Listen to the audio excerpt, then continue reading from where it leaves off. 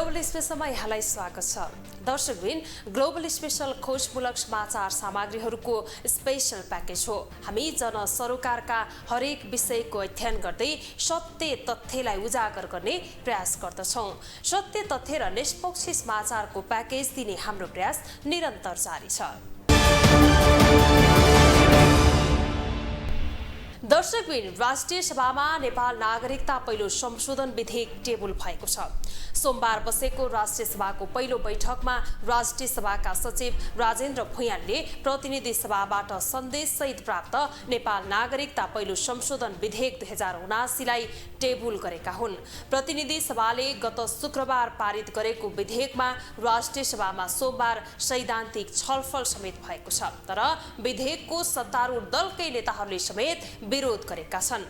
नागरिकता विधेयकमा अरू सबै कुरामा एक खाले सहमति भए पनि विदेशी महिलाले नेपाली पुरुषसँग विवाह गरेपछि स्वत नागरिकता पाउने विषयबारे विरोध हुँदै आएको छ। त्यसो त यस्तो विषयमा प्रतिनिधि सभामा बोल्ने सांसदले समेत विरोध गरेका छन्। अहिले भने विधेयकको सडकमा समेत विरोध भइरहेको छ। सोमबार प्रधानमन्त्री सहभागी कार्यक्रममा एक युवाले प्रधानमन्त्रीकै अघिल्तिर समेत विरोध गरेका छन्। उनले विधेयक फिर्ता लिन माग गर्दै प्रधानमन्त्री शेरबहादुर देउवा सहभागी कार्यक्रममा पोस्टर सहित विरोध गरेपछि प्रहरीले युवालाई नियन्त्रणमा लिएर बाहिर निकालेको थियो। आजको कार्यक्रममा हामी सरकारले संसदमा पेश गरेको नागरिकता विधेयक र त्यसका बारेमा सुरु भएको बहस र विवादलाई चर्चा गर्नेछौँ।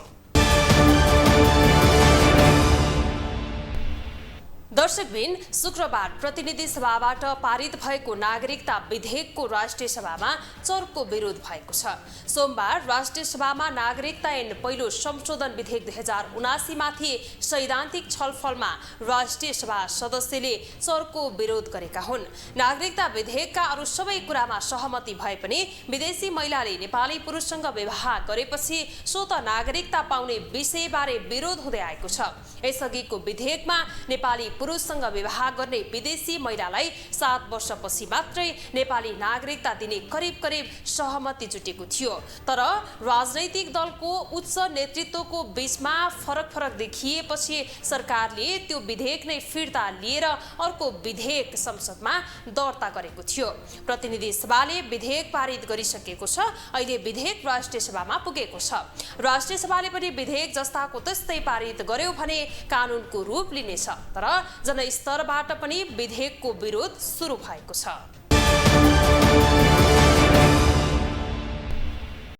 शुक्रबार प्रतिनिधि सभाबाट पारित भएको नागरिकता विधेयकको सडकदेखि सदनसम्म विरोध जारी छ। विरोधकै बीच नागरिकता विधेयकमाथि राष्ट्रिय सभामा छलफल सुरु भएको छ।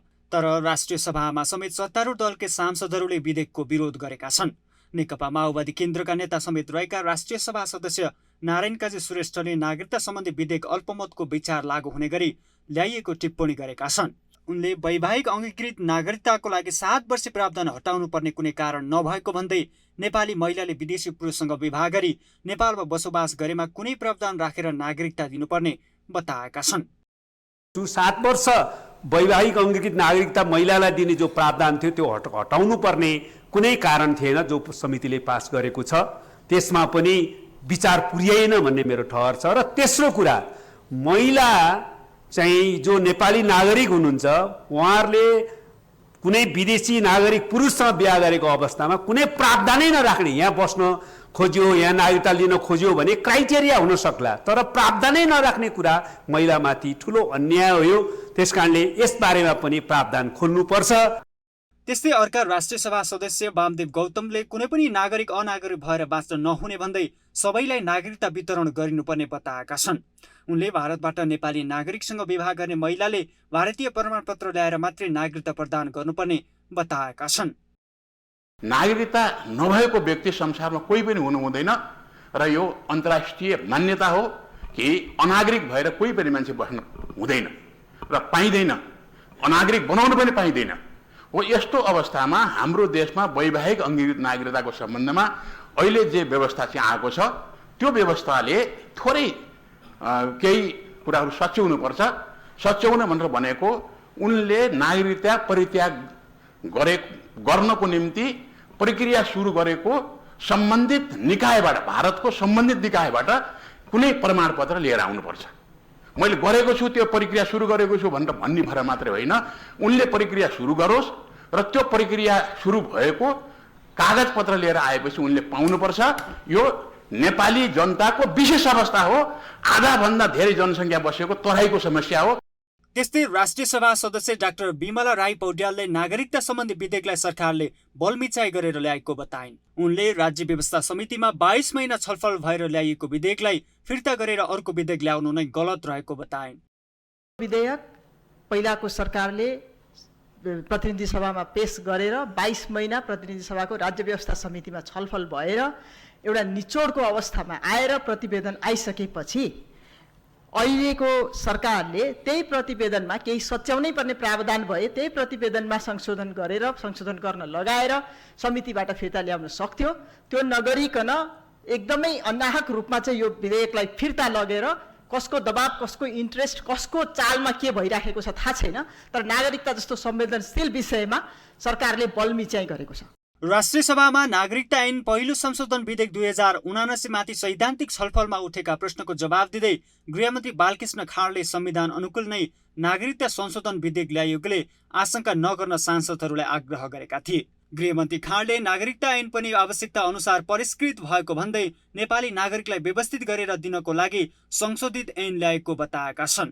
अब नागरिकताको हकमा ऐन बनाउँदाखेरि या विधेयक ल्याउँदाखेरि संविधानको भाग 2 को नागरिकता सम्बन्धी प्रबन्धलाई नै हामीले आधार बनाउनु पर्यो। त्यसले गर्दाखेरि यो संविधान अनुकूलन नै यो विधेयक ल्याइएको छ।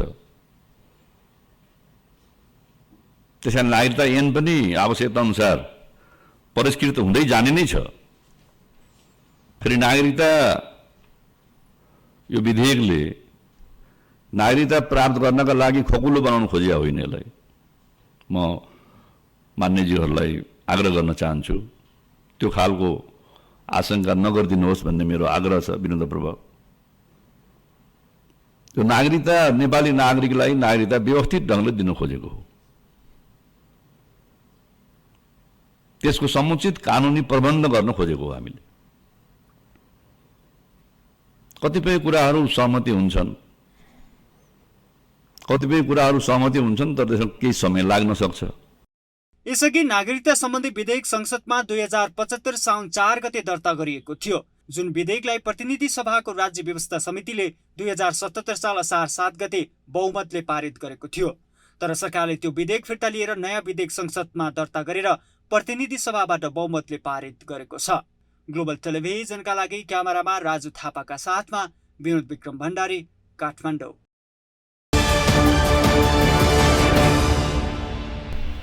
दर्शकबिन, नेपालको संसदीय अभ्यासमा सबैभन्दा धेरै लामो समय बहस भएको विधेयक पनि नागरिकता विधेयक हो, जुन प्रतिनिधि सभाको राज्य व्यवस्था समितिमा 22 महिना लगातार छलफल भएको थियो। तर समितिमा भएको छलफलले निष्कर्ष निकालेको भए पनि राजनैतिक दलका शीर्ष नेताहरू सहमत नहुँदा सरकारले विधेयक नै फिर्ता लिएर नयाँ विधेयक दर्ता गरेको थियो, जसमा यसअघि जन्मसिद्धको नागरिकता लिएका नेपाली नागरिकको सन्तान नागरिकता दिने विषयमा समावेश गरिएको थियो।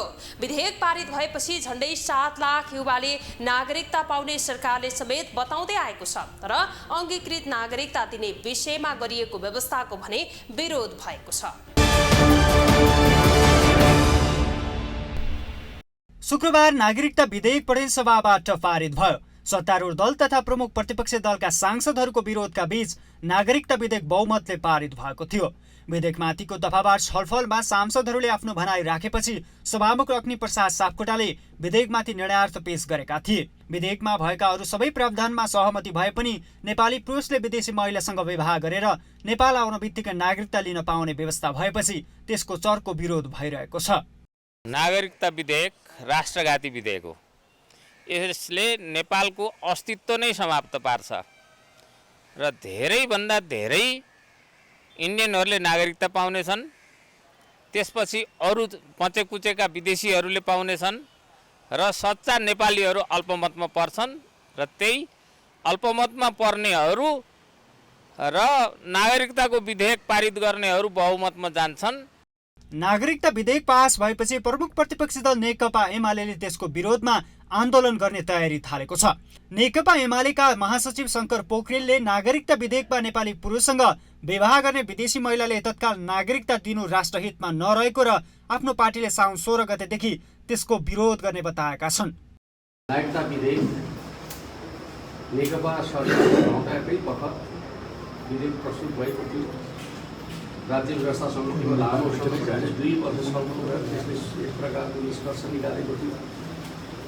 राज्य व्यवस्था समितिले निकालेको निष्कर्षलाई फिर्ता गरिकन चाहिँ नयाँ विधेयक प्रस्तुत गरेर चाहिँ जसरी फास्ट ट्र्याकबाट नागरिकता विधेयक पारित गर्ने खालको काम गर्छ, त्यसले एउटा असन्तुलन पैदा गर्छ। विधेयकमा सत्ता साझेदार दल माओवादीले समेत वैवाहिक अङ्गीकृत नागरिकताका सन्दर्भमा हतारमा निर्णय गर्न नहुने तर्क राखेको थियो।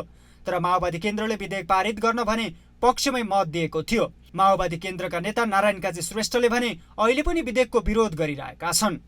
नागरिकता विधेयक योभन्दा अगाडि आउँदाखेरि नै मैले राष्ट्रिय सभामा बोलिसकेँ। अहिलेको सरकारले, गठबन्धन सरकारले राष्ट्रियता नागरिकता सम्बन्धी विधेयक यसरी ल्याउन मिल्छ?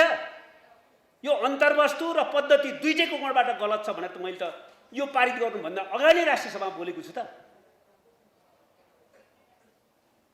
पारित गर्नुभन्दा अगाडि ठाउँमा बोल्नु छैन।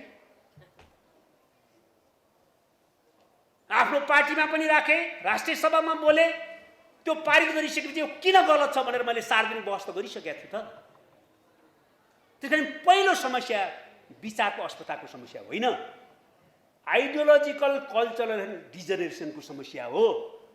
यता नागरिकता तथा सीमाविद हेमन्त सेढाईले भने सरकारको यो कदम गलत भएको तथा सबै नागरिकले त्यसको प्रतिवाद गर्नुपर्ने बताउँदै आएका छन्। अस्ति राजेन्द्र महतो देख्नु भएन उप प्रधानमन्त्री समेत भएको? हेर्नुहोस् उहाँ के भन्नुहुन्छ, म जन्मसिद्ध नागरिक हो भन्नुहुन्छ। उहाँको घर कहाँ हो?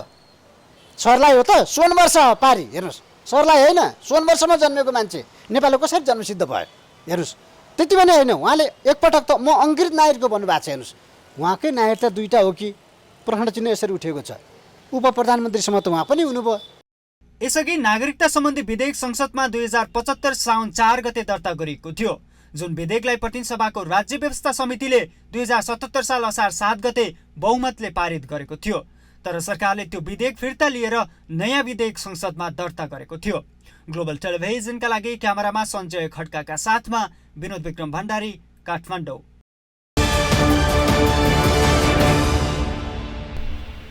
दर्शकबिन, शुक्रबार प्रतिनिधि सभाबाट नागरिकता विधेयक बहुमतले पारित भयो। सत्तारूढ दल तथा प्रमुख प्रतिपक्षी दलका सांसदहरूको विरोधका बीच नागरिकता विधेयक बहुमतले पारित भएको थियो।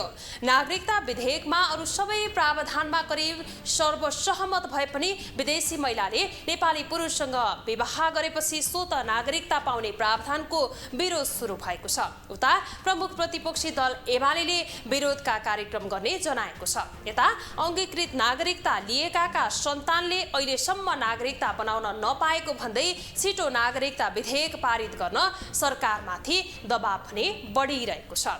हौस् त आजलाई कार्यक्रम ग्लोबल स्पेशल यति नै। भोलि अर्को विषयको सामग्री लिएर आउनेछौँ। तपाईँ ग्लोबल टेलिभिजन सँगै रहनुहोला। नमस्ते।